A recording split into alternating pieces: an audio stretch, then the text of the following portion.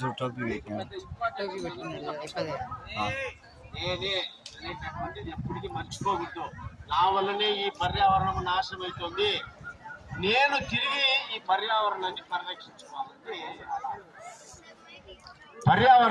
పరిరక్షించుకోవాలంటే నేనేం చేయాలి? నా బాధ్యత ఏంటి?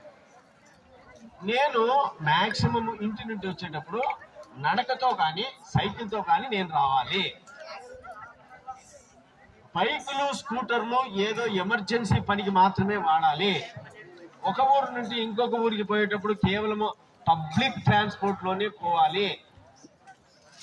అర్థమవుతుందా? పబ్లిక్ ట్రాన్స్పోర్ట్ లో పెట్టి ఒక 60 మంది కూర్చొని ఒకేసారి పోతారు. దానికి ఖర్చు అయ్యేటటువంటి పెట్రోల్ చాలా తక్కువ. అదే మనం కార్లలో ఆటోలలో మన యొక్క బైకులలో పోయినామనుకో ఎక్కువ పెట్రోల్ ఖర్చు అవుతుంది. తర్వాత మనం తినేటటువంటి ఆహారము మన ఇంటి దగ్గర చిన్న చిన్న మొక్కల ద్వారా మనము మన యొక్క ఇంట్లోనే పండించుకొని తినడం చాలా ఉపయోగము, చాలా ఆరోగ్యకరము.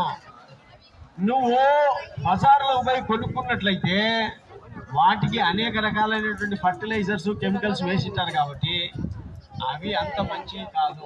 సో నీవు ఇప్పుడు ఏం తెలుసుకో,